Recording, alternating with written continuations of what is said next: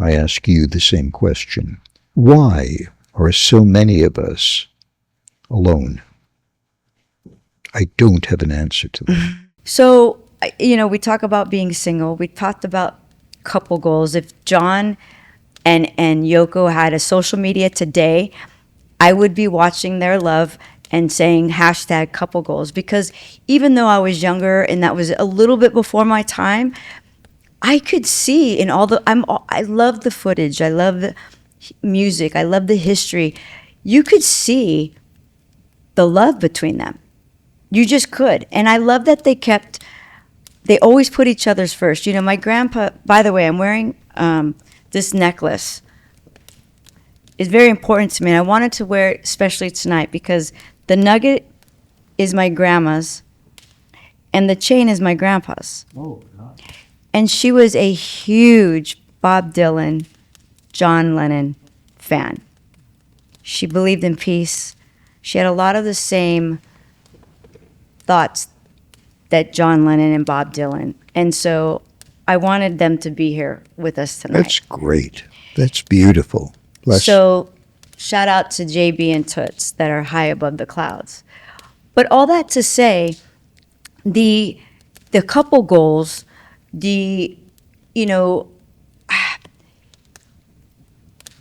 I've often thought, how is it that I'm still single? But I think I kind of identified with what you just talked about. I've always been a workaholic. Yes. I've always had a project. And I'm just built that way. I don't know what it's like not to have a project, not to have a goal. And it was even when I thought I'm done, and then Sarah came. And then that took me on a musical journey. And that's when some of our best, I think, nights were us talking about music and you hearing my songs. And now they're not in just a book. Someone's singing them. Yes. And I always kind of looked at Sarah like my Elton John. And I'm not him, but Bernie Taupin was such a big part of my story as well. My three favorite songwriters were Prince, Bernie Taupin, and Diane Warren. Not too shabby. Not too shabby. They don't know who I am, but I know who they are, And I say that to say, I've always kind of, I never felt like a relationship defined me, or I had to have that to be happy. I just kind of let the universe provide.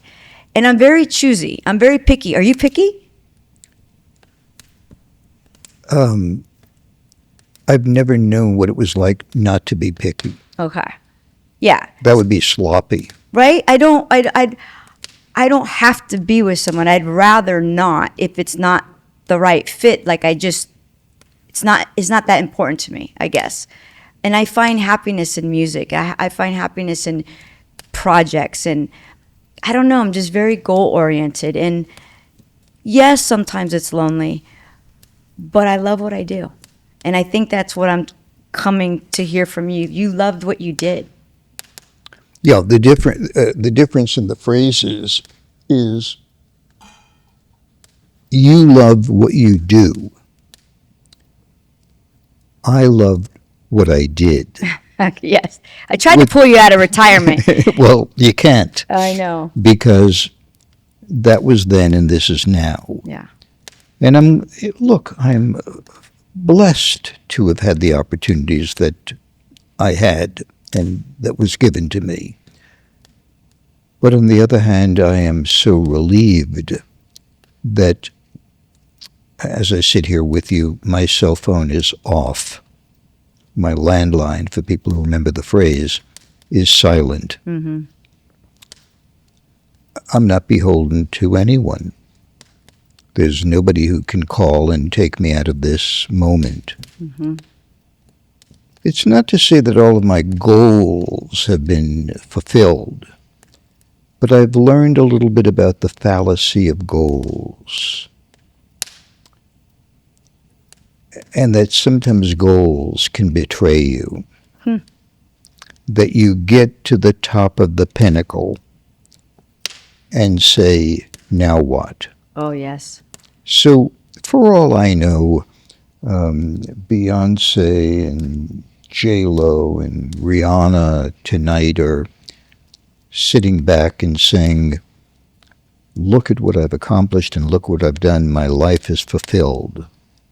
I hope they are saying that, as opposed to saying, now how can we monetize this further? Right. Because then, you're on a highway of diamonds with nobody on it. It's like death of a salesman. It's never enough. It's never complete. In my world, only another human being can complete you. You need two things. You need a partner, and you need the presence of God. Now, you can live a life, and a happy life, without either of those components. But from what I've observed and what I believe, it's better that way.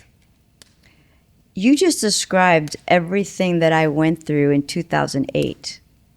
And on a smaller scale, I felt like I lived that life. I didn't go to college. When my friends were going to USC and UCLA, becoming doctors and things like this, I was on center stage of Soul Train, and I started living this very fast-paced life. And then I started making more money than I ever thought possible. And now I'm really rolling. And now I've got a multi-million-dollar house in, Studio City. I've got a Benz in the driveway, and I'm young. I thought I don't say that name anymore, but I thought I was somebody. And I hit what you're just talking about. Now what? Now what? I was miserable. Yeah. And for me, that's when my sober journey began, because I realized what you had just talked about is at that time I had lost my way and I had no God. And all I cared about were the commas on my paycheck. And it wasn't fulfilling.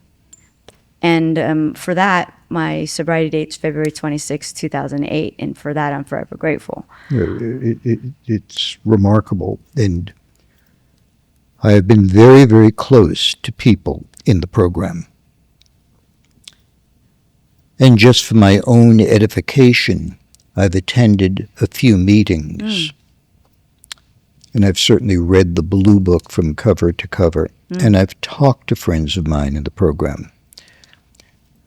And when they talk to me, especially about taking that fearless moral inventory, I think that that's just such a healthy edict for all of us to apply.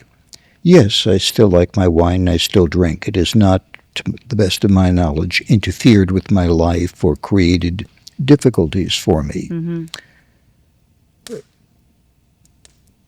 But, I routinely take 30 or 60-day breaks from having wine at all, just to see... Dry January? Are you a dry January? No, we're in January, and Oh, that's right. It's fairly wet. Okay. But, again, I don't believe that I have the problem, which I'm sure is... I have not. I would say no. You're not one of us. And I say that in a good way. Yeah. One person had suggested that I may have been, and I allow that possibility to be open. Now, and again, you know my admiration for all people in the program who do have a problem, who do have an issue, who have a genetic disorder, Right. a proclivity towards an addiction to alcohol.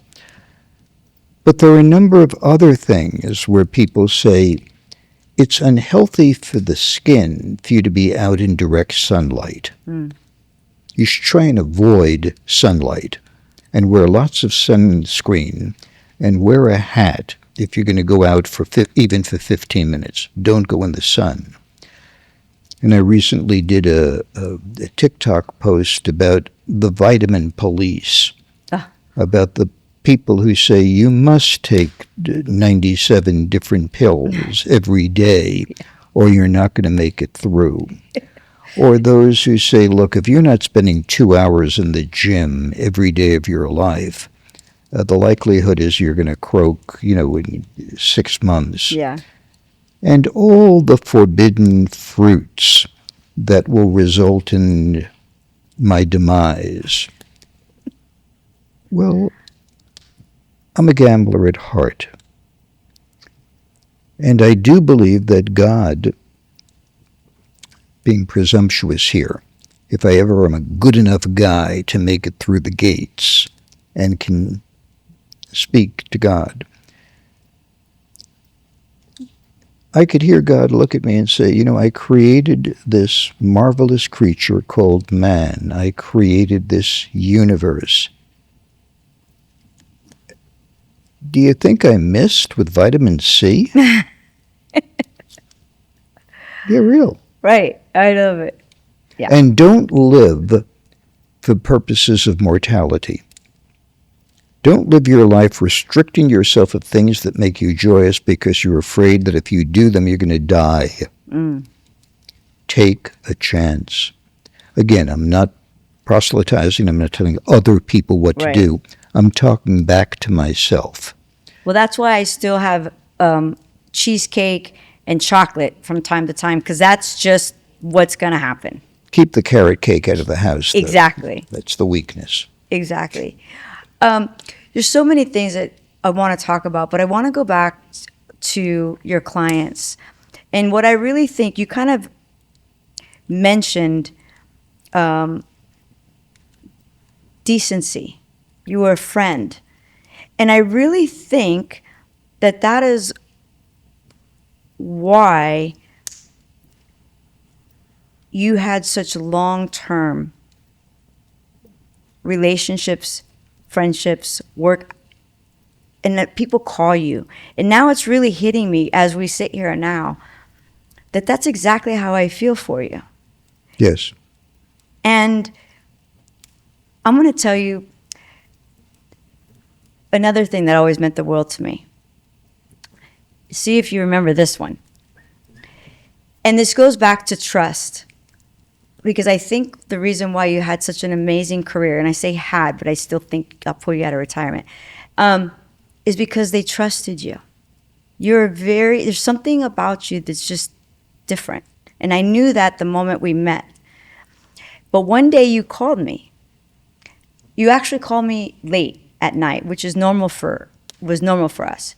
Again, hello? The Motorola with the antenna. Yep. You said, Monica, are you free right now? Something to this. Mm-hmm.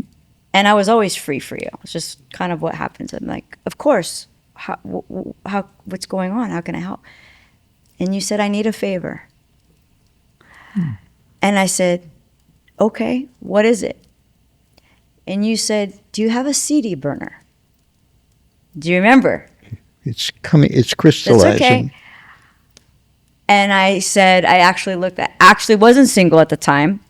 And I said, Rose, do we have a CD burner? And she said, yeah. And I'm like, yes, we do. And you said, great. Can you please do me a favor? I'm going to leave something in the mailbox for you. And I want you to grab it. Can you make me 10 copies by the morning? Gosh. Yes, that's what I said. I'm like pushing the envelope in terms of French. It's like 12 o'clock. What's the morning? This must have been very important. Elliot, I said, no problem. We came up here. It was like a mission impossible. And if Elliot calls me, I'm going to be there. What the heck was it? I'm going to tell you. So I did it. We were able to get it done. And I remember Rose going, well, let's listen to it. And I said, no. I said, he didn't say we could listen to it. And I'm not going to ask, and we're not going to listen to it. And I didn't listen to it. I had the person that was next to me just make sure that whatever it was recorded correctly and that it worked, whatever that was. And I never listened to it. And when I dropped them back off, and we did them, I dropped them in the mailbox, called you, Elliot, they're in the mailbox. You said, thank you. And you said, oh, before I left, and you said, take one for yourself. And I said, okay. And see, I hadn't heard it. But you said, take one for yourself. So I did. And I'm like, well, now I can listen to it. And when I got home and I listened to it, I couldn't believe it. What It was it?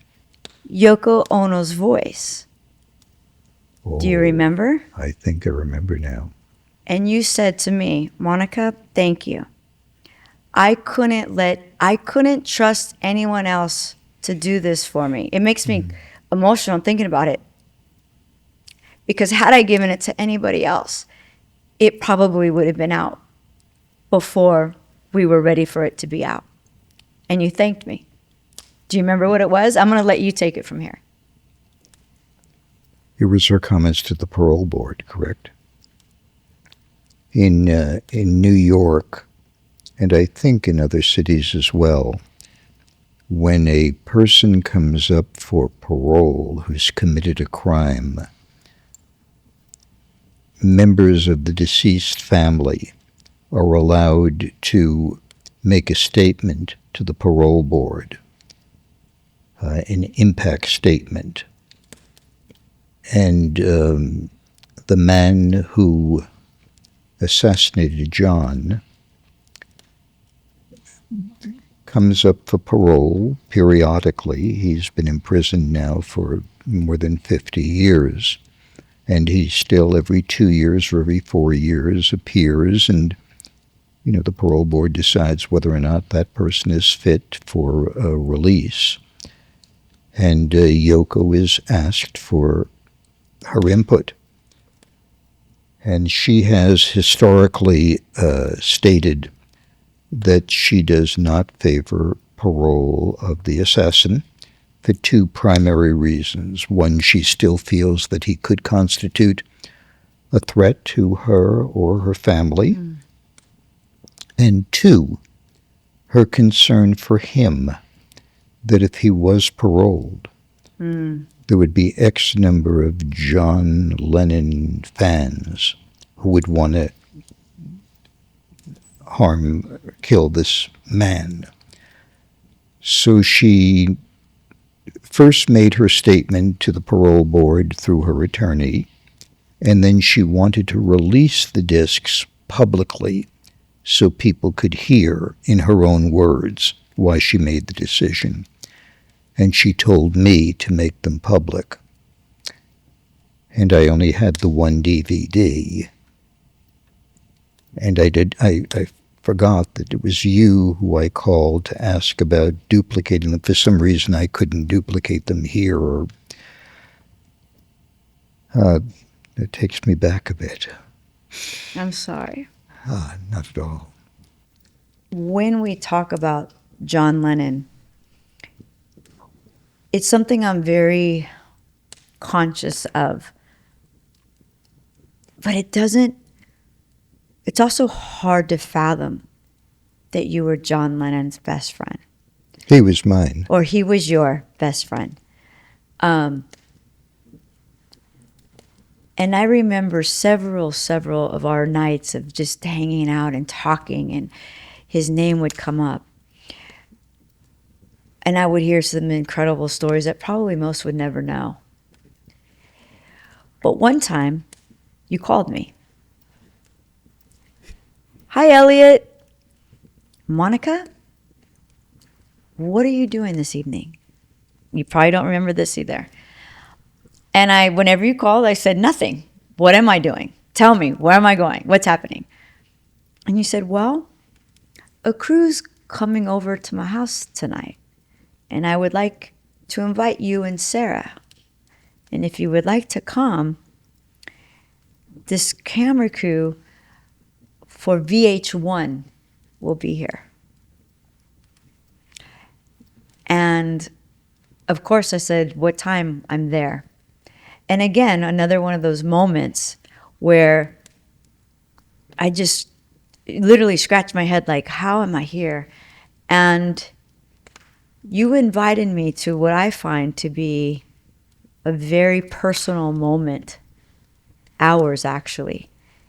You invited me to be present for the behind the scenes and talk about John Lennon and what it was like to be there during probably the hardest, I don't want to speak for you, but one of the hardest, if not the hardest moments in your life, knowing that John had been murdered. And you talked about that for hours with the VH1 crew, and I was behind the camera listening. And I watched you, and you were twirling a pen. I'll never forget. And I just remember thinking how blessed I was to even be invited to hear such a personal story. But I remember feeling so much for you as my friend, because I forgot. You know, because we're just friends. We're here. That you had a serious loss. Tragic. Mm-hmm. Tell me about that moment, if you don't mind. I know, let me just say this. What stood out to me after that interview, I cried on the way home, by the way. When you said you literally got to Dakota and had to walk over the blood of John. I just don't know how you come back from that. I don't know if I have.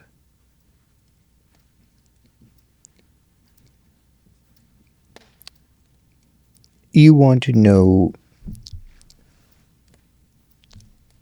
about how I learned about John's death, or of that specific moment that you mentioned? My understanding is you did not know, you knew something was wrong because you were calling the Dakota.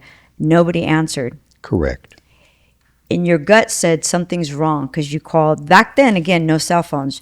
You called the house, maybe they're at dinner, no answer. Then there's another phone, you call that phone. You call, I think, the hotel itself or like the doorman.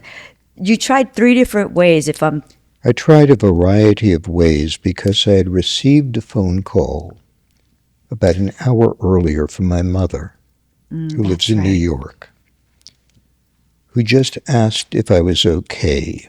And I said, Mom, I'm fine, here in Laurel Canyon. And she said, oh, good, because I just heard that there was a shooting that had taken place in front of that building that you always go in and out of, which was the Dakota building. And I said, I'll check on this.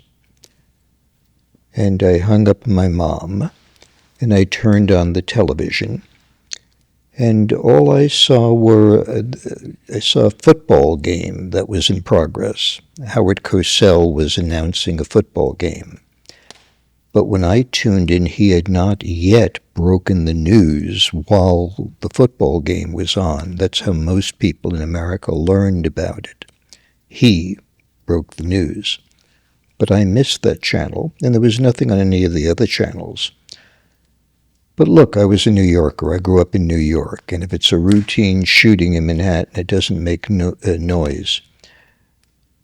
Mother's call, my inability to get through on their private line, and the doorman, and all the places that I would call, I just had this instinct. I packed a bag, and I just drove to LAX. I had an old, funky car at the time, and the radio wasn't working, so I had no idea what was going on. I just barely made the last flight from LA to New York. It was American Airlines Flight 10, departing at 10 p.m., arriving New York, 5, 6 in the morning, the night owl flight. I got comfortable in my seat, put on my seatbelt, probably the last person to board the flight. There weren't a lot of other passengers at that hour. And 5-10 minutes airborne, the cockpit door opened and I saw a flight attendant coming out, and she was crying and her hand was shaking. And you know how professional flight attendants are and how they always have their flight attendant protocol in place. And I just reached out and I said, "Is everything okay?" And she said to me, "No, they just killed John Lennon." That's how I learned of his death. And I had the next 5.5 hours to sit there in my seat, reflecting upon what I just heard. Probably the most tragic day of my life, night of my life.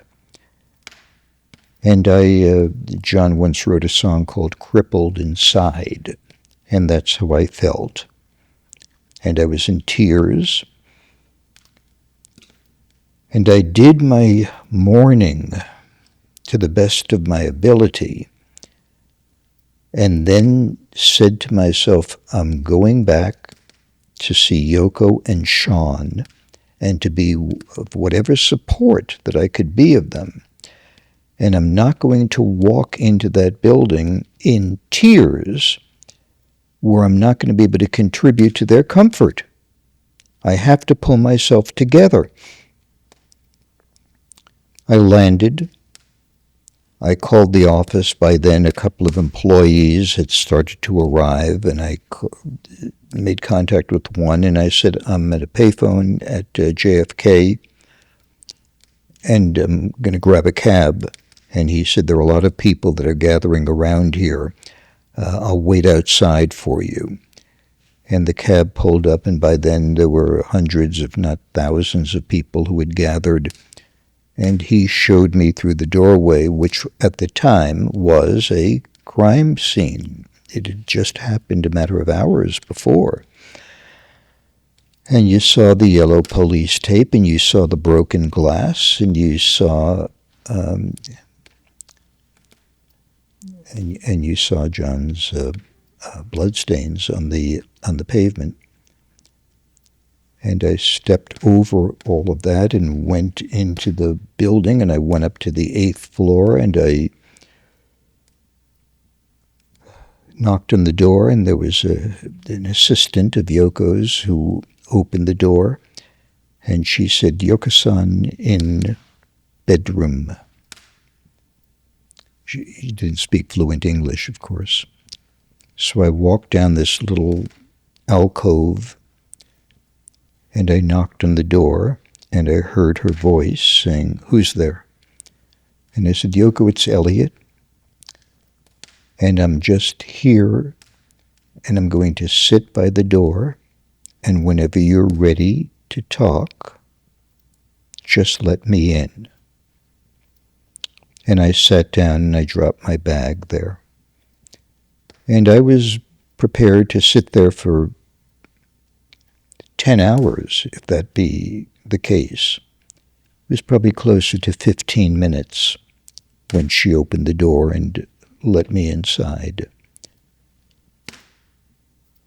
And there we were, you know. From the 8th floor apartment where she lived, you could hear the sounds of the children who had gathered, who were singing John and Yoko songs or Beatles songs, but they came through the windows. She had a large screen television at the base of the bed, and the volume was off, but she could see all the pictures of what was going on downstairs. And I tried to remain as quiet as possible, giving her as much latitude for expression as she chose to use. I remember closing the drapes that were opened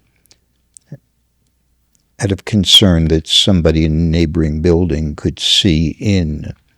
At that moment in time, I didn't know if there was just one shooter, and I didn't know whether or not paparazzi could be on the roof getting the first photos of the grieving widow. And slowly we began to talk throughout her tears, and I stayed there for weeks.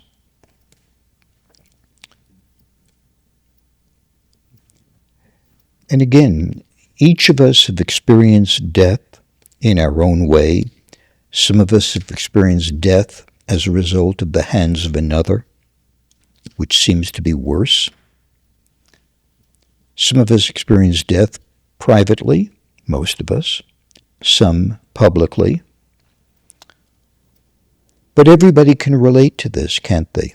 Everybody can relate to the moment they heard about somebody who they loved dearly, gone forever. You don't recover from things like that. Mm-hmm. You learn to deal with them, and you pull yourself together, and somehow you carry on. Mm-hmm. But even in telling this story to you tonight, 50 years after the fact, it's still heartbreaking for me. Yeah. That's the story. No, and thank you for sharing that, because I'm sure, our listeners appreciate the honesty, and like you said, many people can relate. I lost 2 fathers to cancer, but it's just different because he was 40. He was young, right? He was 40, and he was murdered. Like that, just. But you lost your father to cancer. There was a moment where you learned that he was gone. Right. I honor the pain of your moment to the same degree as my pain. My pain is no greater because the friend that I lost was famous. Yeah. I submit that. I think the difference is just, and I've never gone through a murder, a tragic. With cancer, you kind of have an idea of what's ahead. There's a diagnosis, but this was, for all I know, I don't know if this is something, did he ever worry about something like this? I know there was a lot of... No. Because he was very, he didn't have security, from my understanding, he didn't live that life. He walked amongst the people. It was a few years before John's death that I had a close friend whose name was Sal Mineo. He was an actor. He was in Rebel Without a Cause, a movie called Dino. And he was murdered on Holloway Drive near Doheny, right off the Sunset Strip.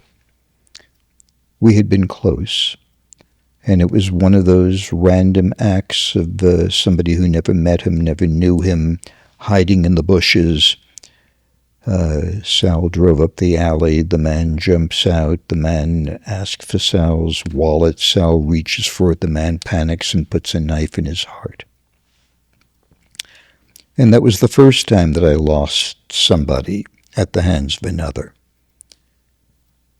And I flew Sal's body back to New York for burial. David Cassidy was a friend of Sal's at the time. He flew with me, but he didn't attend the funeral. I did. And the way home from the funeral, I got a message from John and Yoko that they wanted to see me, that I should come directly to the Dakota. And I had just flown across the United States. I just attended this very emotional funeral in upstate New York. I wanted to go to my hotel and just try and rest. They insisted. When I got to the hotel, there were 4 or 5 messages from them. I called and said, can I see you tomorrow? They said, it's important we see you now. I grabbed a cab and I went to the Dakota, and we sat down, and they couldn't have done more to try and comfort me and help me during those moments. Yoko said some very profound personal things to me. And as the night turned into brightness, I looked at John and I said, do you ever, in the years that I've known you, you've never had any security guards around you. do you ever think about something like that? And he became a little belligerent, and he said, look, I was famous from the time I was 14 or 15 in Liverpool. And when I became a Beatle, there were always guys around me. And then as the group got bigger and we toured around the world, there were more guys and more police all around. I'm so relieved to be in New York where nobody bothers me and there's no pushing or shoving. People say thank you for the music. And I don't want to have some guy following me. And I pushed the point a little further. And he got impatient with me. And he said, look at the president. Look at Kennedy. He had lots of people around him, didn't he? If they want to get you, they'll kill you in Disneyland, quoting John. Yoko couldn't do anything about that. I couldn't either. So he never had security. Parenthetically, before John's murder, there had never been a killing of a human being because of their artistry or their music. People were assassinated in gang warfares and things of that nature, but not an entertainer. And before John's death, entertainers didn't think about security. It was only after John's death that you saw walls of security cameras and gates going up all over Bel Air and Beverly Hills, and a cottage industry of personal protective details. No, he didn't take anybody's advice.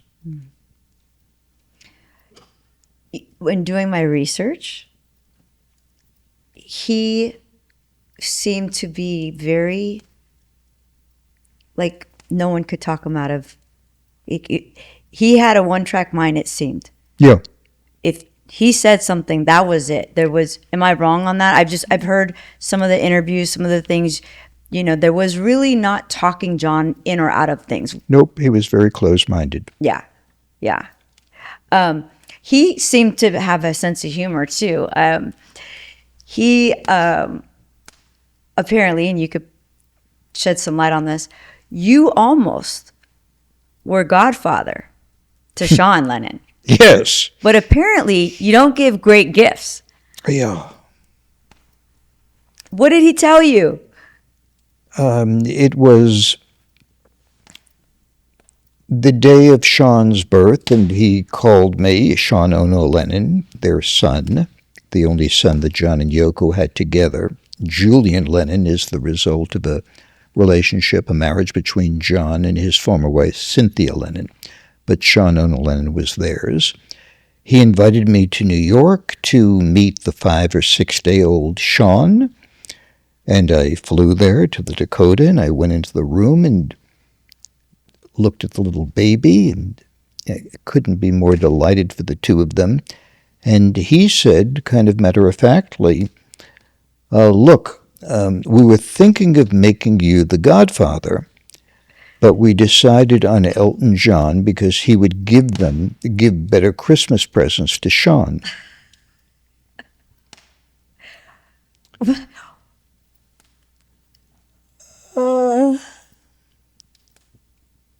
Yeah, I mean, I'm like, what would make him think that?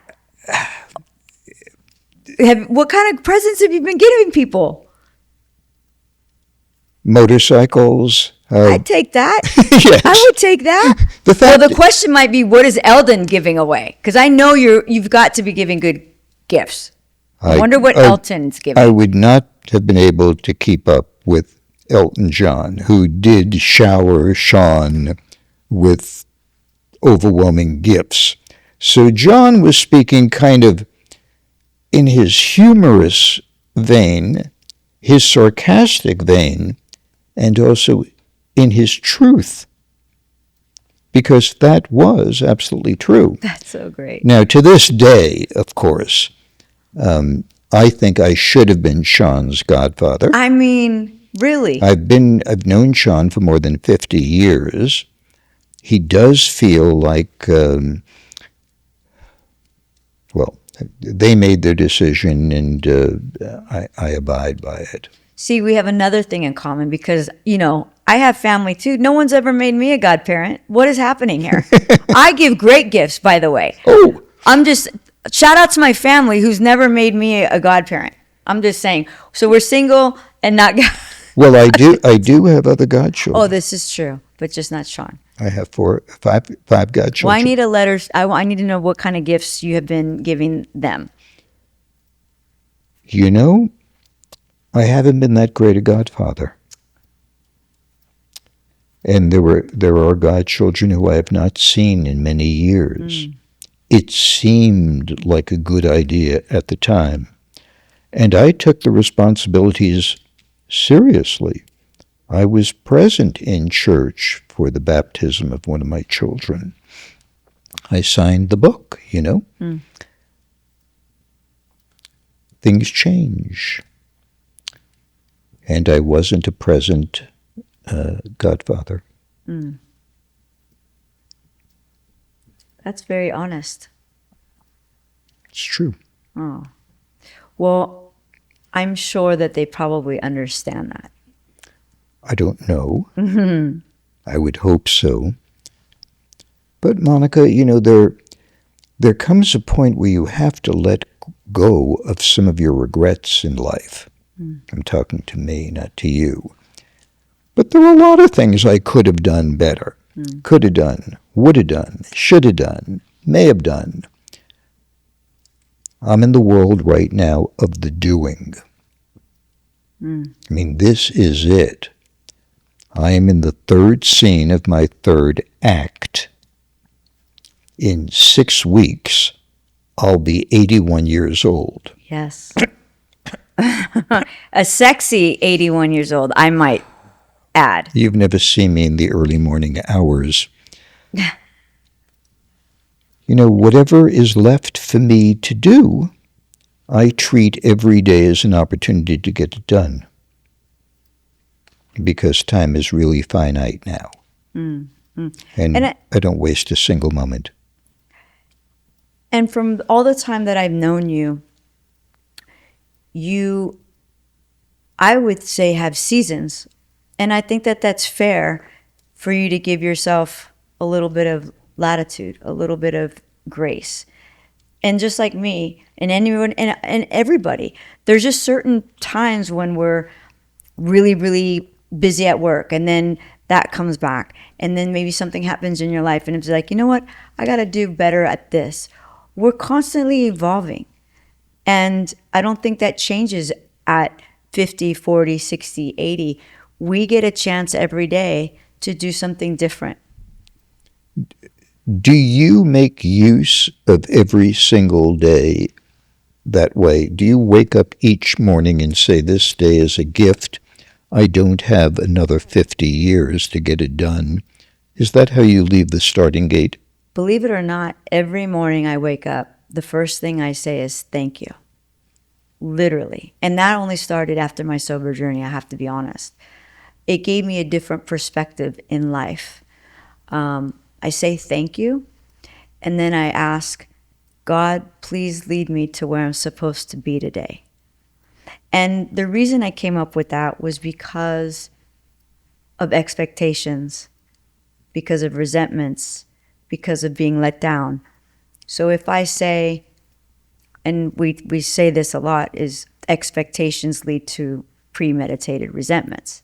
Expectations leads to premeditated resentment. So if I'm expecting all these things, I'm probably getting constantly let down, and now I'm an angry individual. That phrase really intrigues me. Is the phrase from the book? I don't know if it's quoted in the book, but it's definitely a term that is in the AA world, in the program world. I think it might be helpful for you to just repeat that phrase one more time for the people who are viewing this. Expectations are just a premeditated resentment, or can be. Thank you for that. Absolutely. Well, and I can't take credit for it, but it's something that stood out to me. Yeah. And I realized, being somebody who lived a very crazy drinking life at that time, I had a lot of expectations on people, places, and things. And I expected everybody to do things the way I wanted them done. Oh, yeah. And now I'm just a ball of anger because nobody's doing. So I had to learn through sobriety to realize that, guess what? Not everybody's going to do what you want. Not everyone's going to do it on your timeline. And I had to learn how to control only what I can control, and that's me. I can control what I'm going to do. I can't control what you're going to do or say. I can control, and you know, this is in football, going back to football, control the controllables. You know?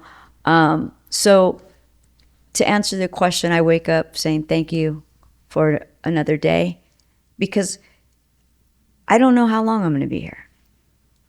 It just is a fact of life. We know this. Every day truly is a gift.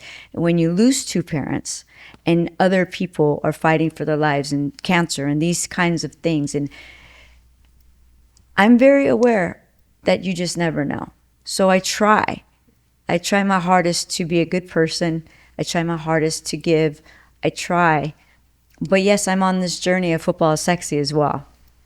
And right now it's a selfish time.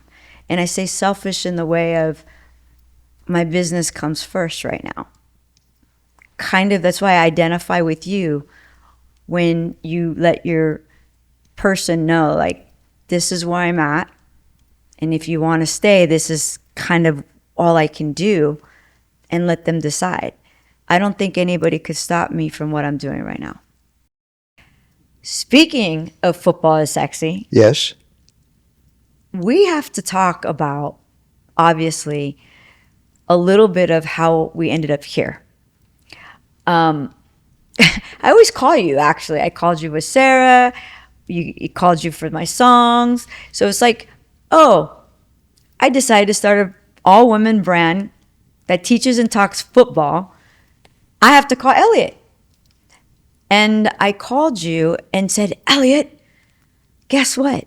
I started this brand. I know you're not a real football guy, American football guy, but can I come up and can we talk? And of course, you said, of course, Yes. Sure. So we came up, told you what I was doing, and even though you're not, in your own words, a sports guy, you thought it was a great idea. Absolutely. And I don't know if you remember this. We were on the phone. I said, and this is before I actually came out. I said, I'm building an app to teach football. Yes. And I said, would you believe it's never been done? Do you remember what you said? I believe I said something like, I can't believe that nobody's ever done that before. Right. And you were like, I'm going to do a little research. And I go, please do. Yes. Because I've done as much as I can do. I would love for you to do. You might know people, because I'm just saying. And let me know if I'm crazy. Again, like when I called for Sarah, let me know if I'm crazy. Has no one done this? And you called me back. Again, you always call me back. So sweet when people call you back. Yes. People don't have to call you back. Isn't that the protocol? Well, Somebody no, calls not you, people call back? don't. No, not everybody's. Not. I know. But you called me back, and you said, Monica, you're right. Nobody's done this. Mm-hmm. And we made an appointment, and I came. Yes. And we talked about football sexy. And by that time, I said, oh, by the way, I got a call from the producers of the Kelly Clarkson show. Yes. Can you prep me for that? I've never been, Soul Train doesn't count. I don't think I've ever been interviewed, no, on television by anybody. I feel like I should pull you out of retirement. And you said no, but I could still come up. And Elliot Mintz, everybody, prepped me for Kelly Clarkson. It was easy to do. One of the reasons it was easy to do is because you're such a good listener and you paid attention. And we talked about all of it. We talked about hair, makeup, wardrobe, the way you would speak, the way you would interact with her, your presence on network television. You go to become a guest on the Clarkson show, and you owned it. You just owned it. You were just the ideal, perfect guest. It put you on the media map. It was the national exposure that kicked you into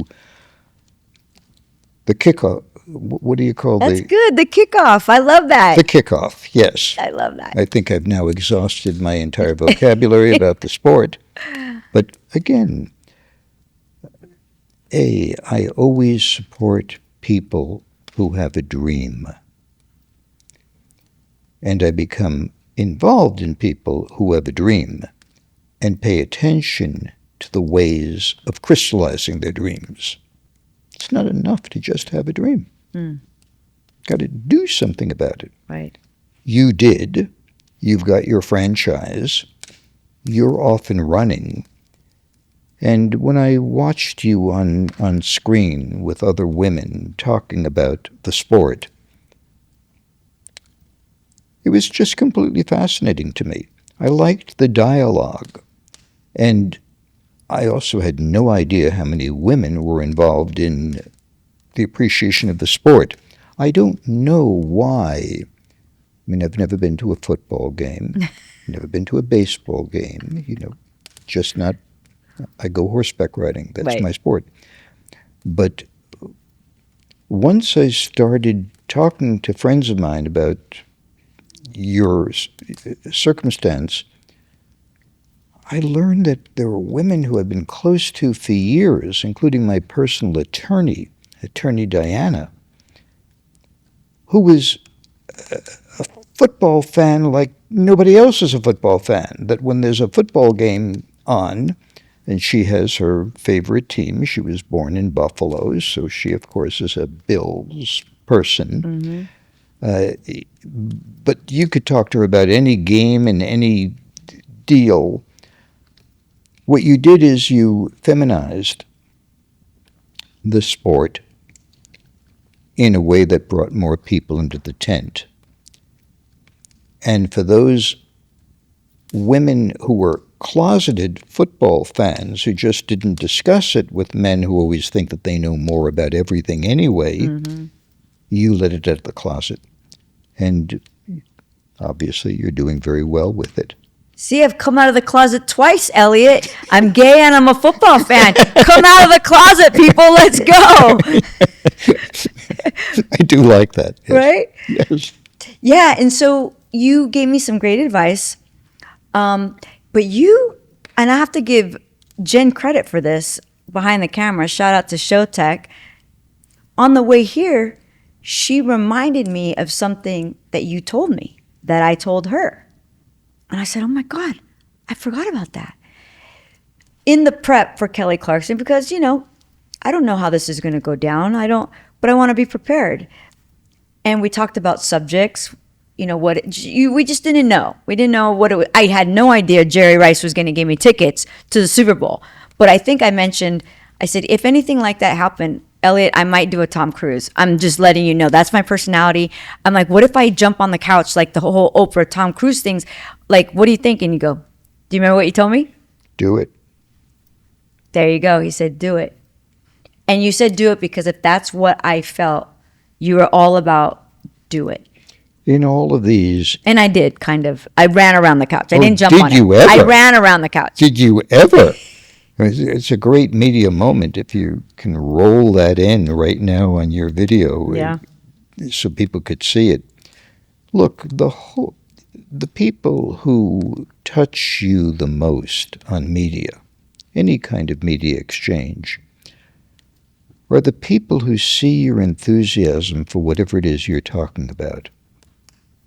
And I know it's sometimes tedious to scroll through endless TikTok posts of people who don't appear to be enthusiastic about anything. They're just fetching or complaining or talking about things that, in my opinion anyway, have little or no worth. But whenever I come across anybody on the net who is passionate about their experience, whatever it might be, they got me. I'm with them. If they want to show me what they're doing by way of a trick with their pet, and how much they love their Cocker Spaniel, and how the Cocker Spaniel responds to them playing guitar or something like that, I could be there for 30 minutes. Passion. It's something that can't be sold. People can see through phony passion. Hi, I just got this brand new product that works in the kitchen. If you scroll down and click, it's the best product that I've ever seen to take lemon juice out of a lemon and put it into a glass. $39.95. You can fool some of the people some of the time.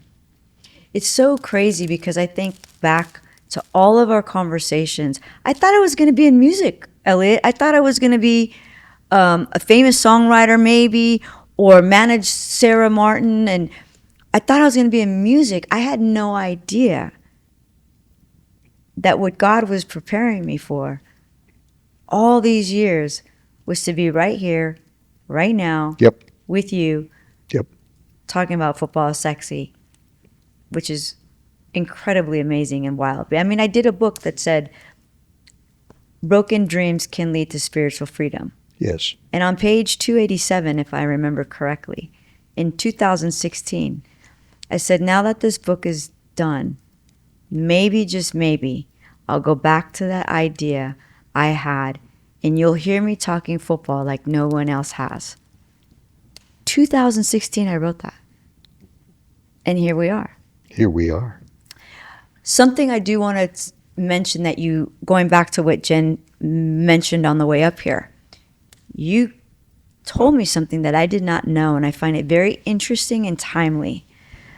You told me, did you know that Super Bowl day was actually one of the it's the biggest day, I guess, for domestic violence? Yes. Can you tell me a little bit about that? The day of the Super Bowl, when, quote, the guys all get together in front of their new 90 diagonal inch screen that they just picked up at Best Buy to watch the Super Bowl. It begins with them saying to their wives or girlfriends, would you make certain that there's guacamole and chips and stuff and beer, of course, for the guys to, and women dutifully arrange that kind of stuff in creating a party atmosphere. Well, 50% of all the people who are watching the Super Bowl are going to wind up angry. 50% are going to wind up disappointed. That was me 2 years easily in the last 5. Thank you, Niners versus Chiefs. Yes, I'm sorry. Not at all. Yeah. I understand it. Some get really angry. Yeah, sadly. And a football game takes a long time. So to get through an entire football game, well, you're drinking a lot of beers or whiskey or whatever it might be. And the tone can change in the house. Where are the chips? Where's the beer? What are you doing back there? Get out here. And it can escalate. And it does escalate to a level of verbal violence. And then, yes, the highest day, according to the information that I have, of physical domestic violence in households take place on Super Bowl day, growing out of anger, frustration, too much alcohol or substance abuse, whatever it might be. And of course, most of the people who are watching bet real money. Some bet a lot of money.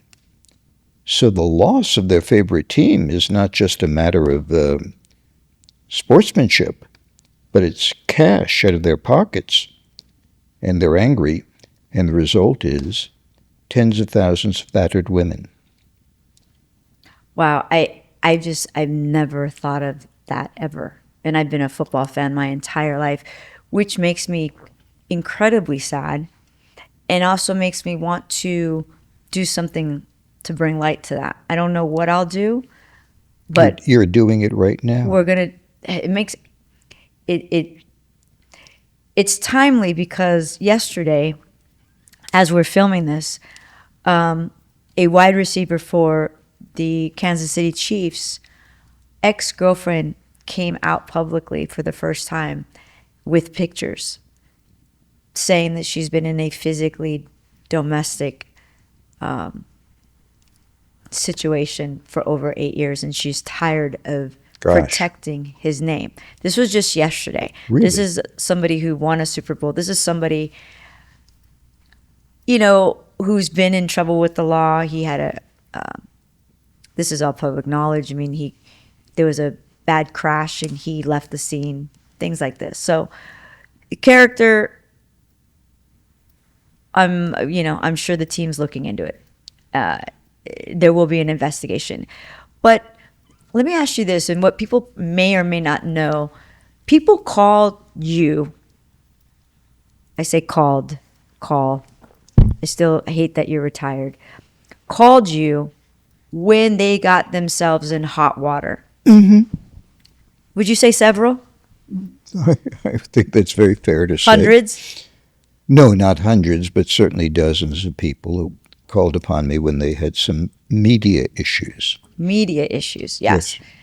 Were any of them athletes?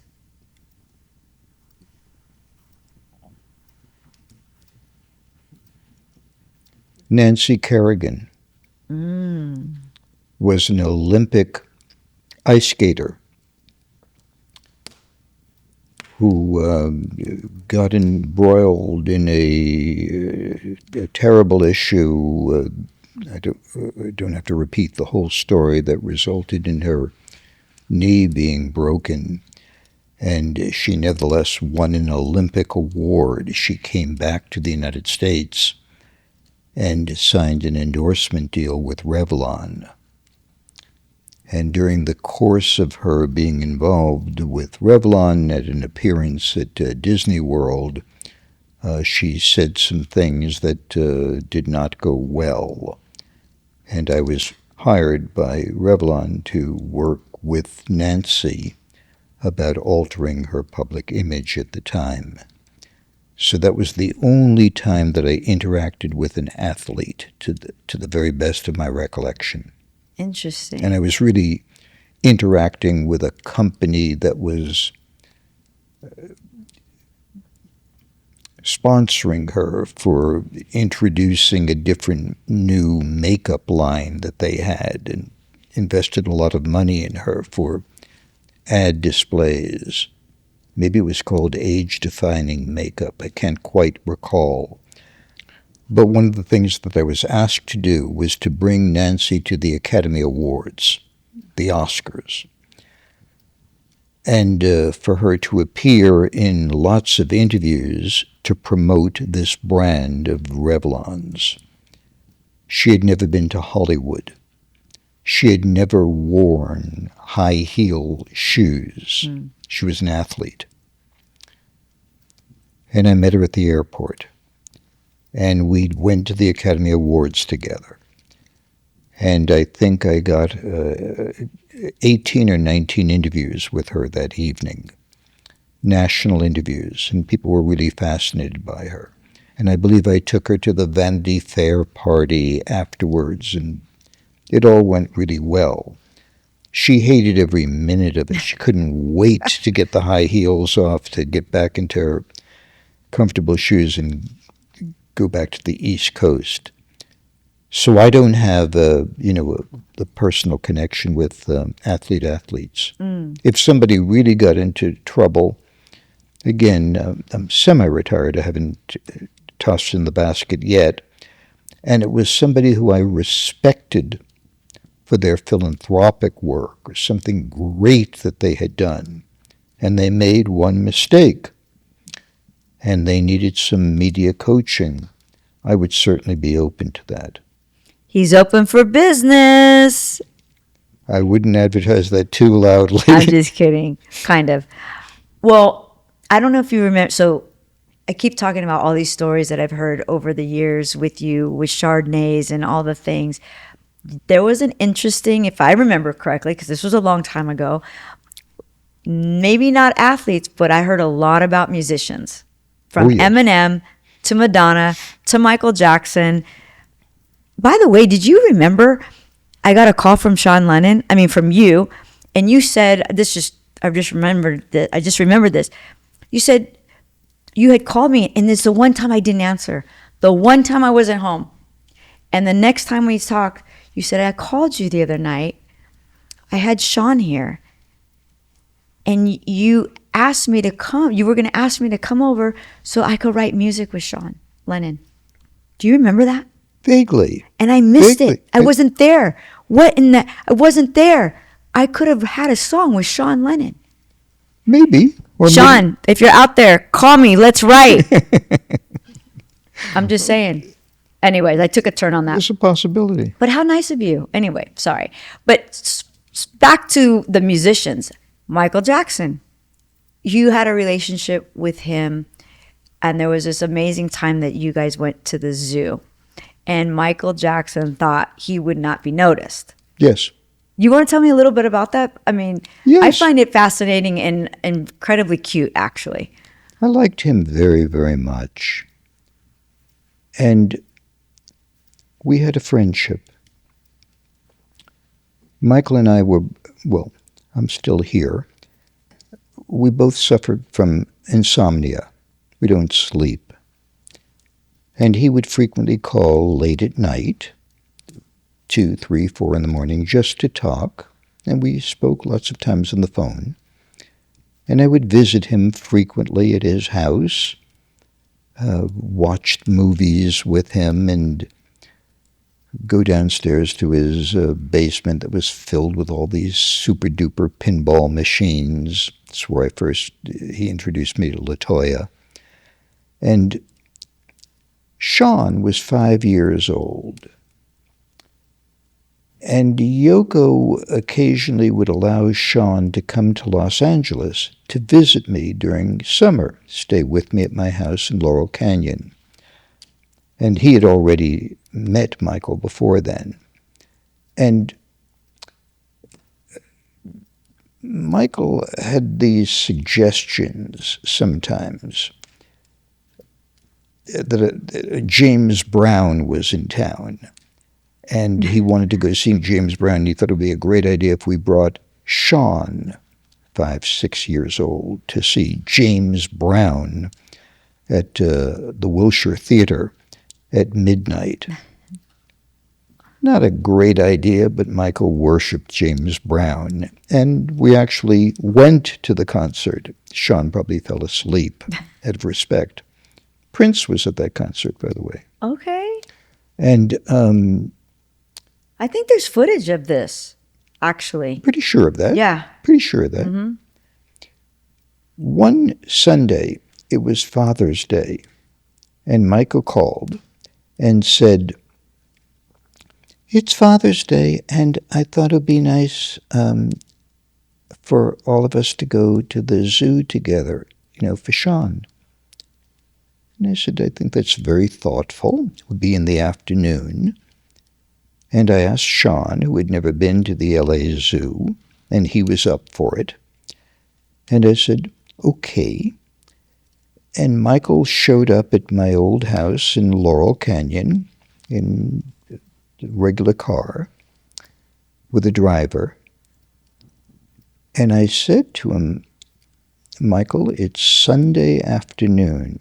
It's Father's Day. There are going to be a zillion people. Where is the security?"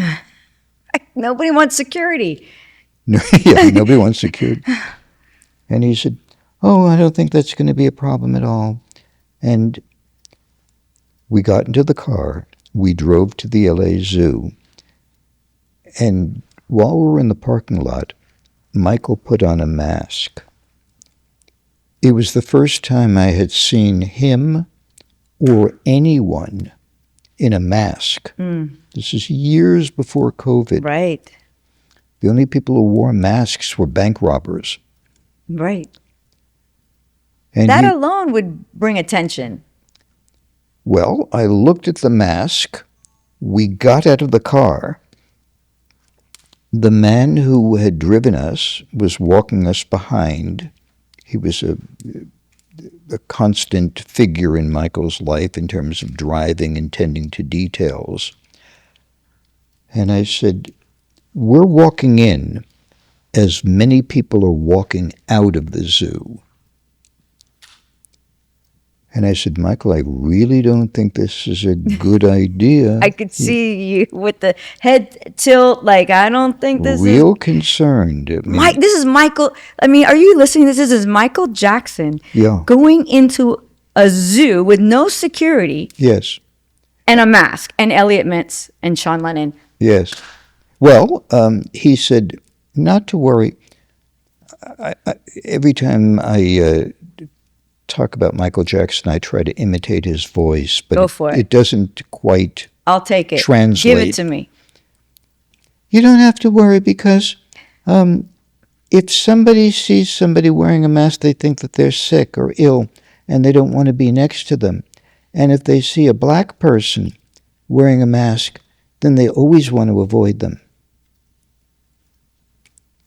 That was his take. Wow. And as I sit here and talk to you today, as thousands of people were walking out of the LA Zoo and we were walking in, not a single soul recognized him, asked for an autograph, wanted to take a picture. What they did is they moved away from a black man wearing a mask walking into the zoo.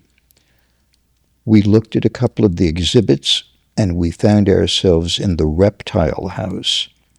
Michael liked reptiles. He had a boa constrictor as a pet. That's wild. Named Muscles. That's right. That's right. I think I did hear that. And Muscles, by the way, lived in the gaming room downstairs in Michael's house. That's crazy. In a container. Yeah, but still. But it was it was a very long snake. And did you wrap it around you? are you kidding? Okay, I just had to know. Okay.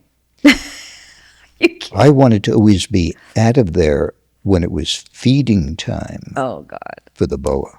You don't want to know what they eat. No, I don't. No. So there we are in the reptile house looking at the various snakes, and Michael likes them. Sean seems fascinated. And for people who have never been to the LA Zoo, it's a very impressive exhibit with these very, tall floor-to-ceiling windows with all these reptiles. And Michael said something to Sean. We're all in this crowded space, and still nobody recognizes him. That's just wild. He's just a black man wearing a mask. Most of the people at the zoo were Caucasian. I say that because another reason for suspicion among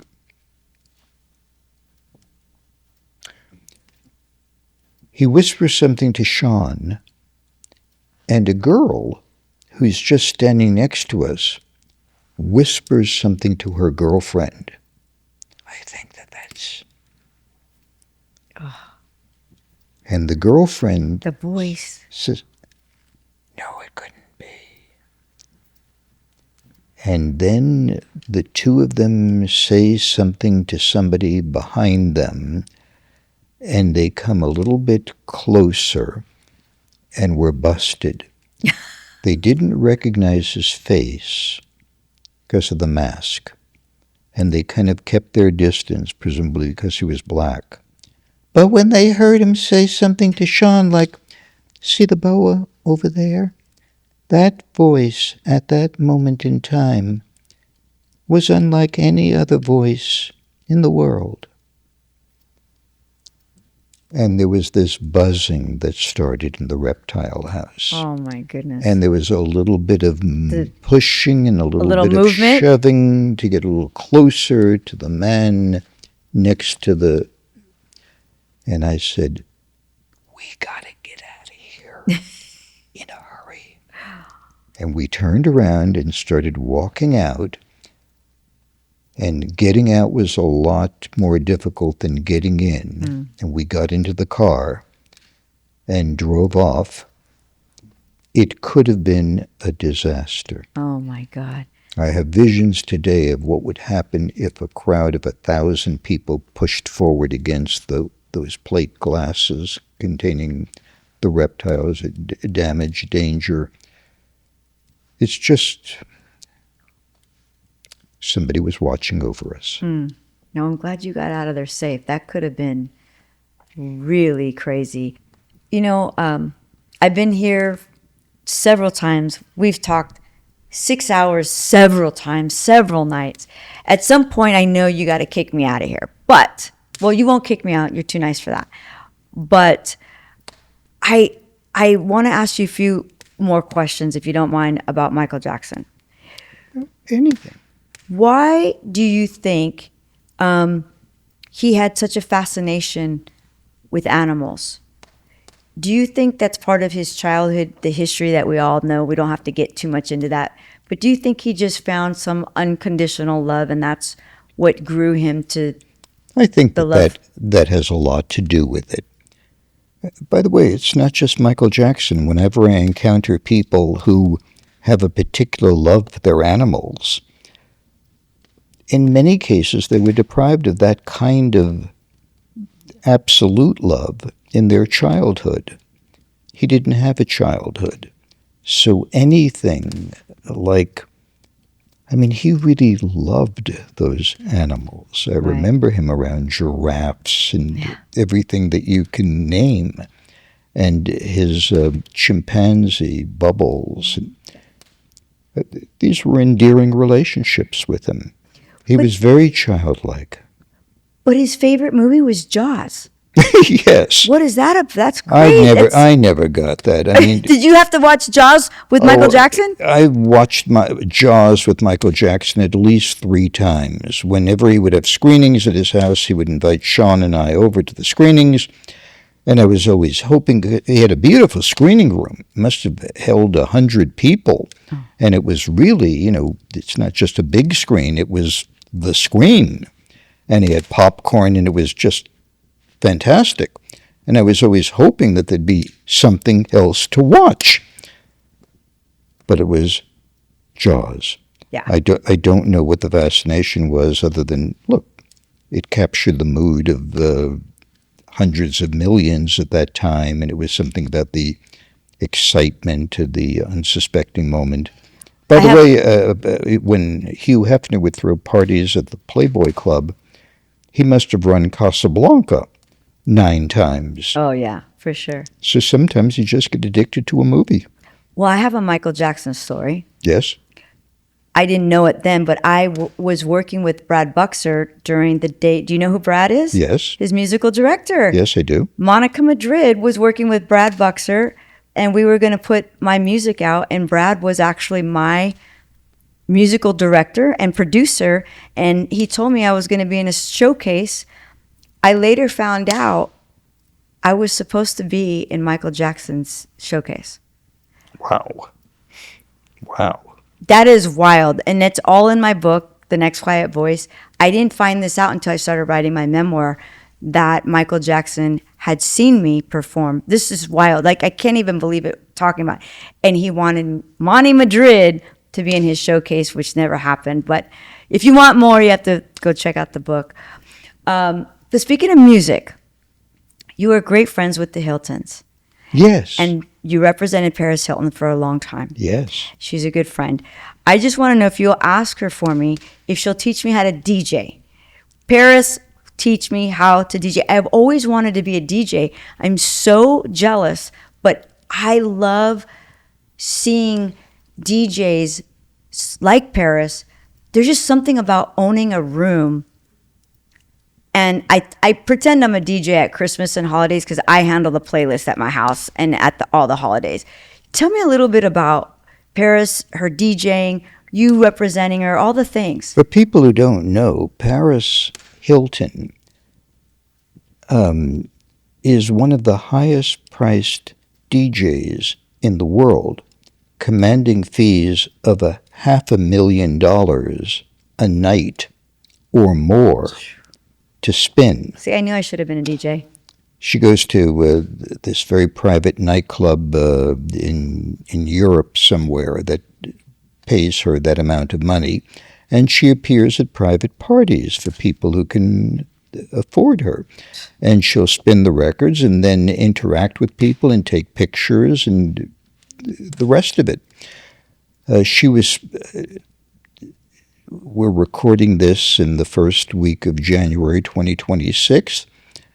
Last month, there was a big Christmas party at the Hilton household, and after the food and all the rest of it, we went downstairs to a giant disco that the Hilton family had. I saw that.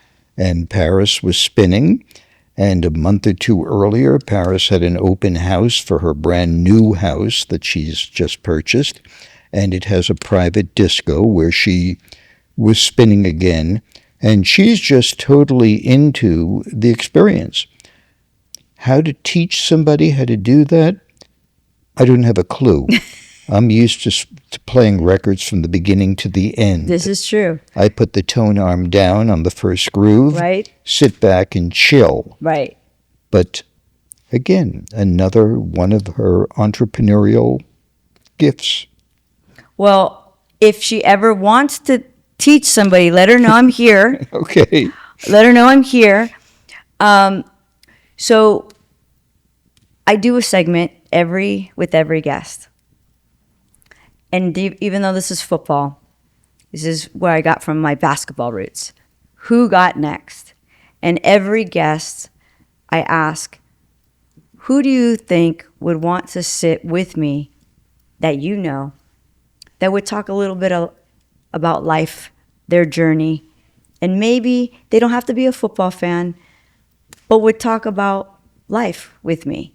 Is there anybody that you would think would be who got next from Elliot Mintz? A person who would like to sit privately with Monica Madrid. On the podcast. On the podcast. We call it tagging. You would tag a guest. Is there anybody that you think? Is it somebody that I know personally, or can it be anybody on planet Earth? Preferably who you know. Yeah, I'm putting you on the spot, Elliot. Well, I think my attorney, Diana Fitzgerald, who is a tremendous football fan, would delight in talking with you about a subject that she's my best friend on planet Earth, and we never discuss football because I don't know anything about it. So I think that if she had the opportunity of just sitting and talking with you, she would feel very comfortable in that role. Okay. We should extend that invitation to Attorney Diana. Diana, you've been tagged by Elliot Mintz. I would love to talk to her, especially about the Bills. Right now, just so you know, I'm going to text you now every Sunday and give you some little text that you can text her, and she'll be like, who is Elliot? You'll be like, where Elliot's learning football. I got you. This will be fun. I actually called the last game. I heard. You called the Miami win. I called the Dolphins by 11 a day or two before. Wow. Ask me how I did that. How did you do that? I don't know. The number just came to me in a text to Diana. Well, tell Diane I'm coming. I would love to have her on the podcast. She actually follows us. Elliot Mintz follows us. So like, if you're not following Football is Sexy, you got to get sexy and follow us. Now, before we go, I have to tell you, when I first came to your house and you let me roam around the library, maybe you'll give us a tour before we leave. But I noticed all these amazing pictures of you with Priscilla Presley and Bob Dylan and Elton John, and just goes on and on. And I was like, well, maybe I can make the cut. Oh, God. I just thought you would see. Look how far back we go. Wowie zowie. How long ago was this taken? We'll have to figure this out. I don't know. 20 years at least? 2000s, maybe? We look kind of cute there. I'm just saying. Yeah. I mean, not only does it make the cut in the library, but, had it been a different day, Monica? Hey, maybe we could have been a thing. Damn it. Well, do you think it's ever too late? Only through my sexuality could be an issue. Oh, yeah, that is an issue. There is that. Is an issue. Okay, one more thing before I let you go. But we'll always have Paris. We'll always have Paris. We'll always have Paris. One more thing before I let you go. Not to put you on the spot, but I'm going to put you on the spot. I want you to pick a helmet. A helmet. And anything that comes to mind, give it to us. I do this for the new fans, for the people that don't follow football. So, no answer is a bad answer. So if you know the team name, anything about them, you get to say it. We're going to test your knowledge. I just grab a helmet. Grab a helmet. And tell me if you know anything about that team.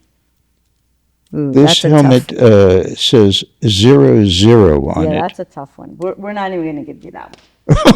I don't even know. So I picked the most difficult. That was the most difficult. That's not fair. Let's try one more. Ooh. So this is a green helmet with wings on the side of it. I'm going to go out on the limb and say, does this have anything to do with the Dolphins? No. Oh. Does this have anything to do with the team that Taylor Swift is? She used to like them. I'm going to give you the city and then see if you can name the team. Philadelphia. Oh, I love you. Can I look at one more helmet? Yeah. Okay.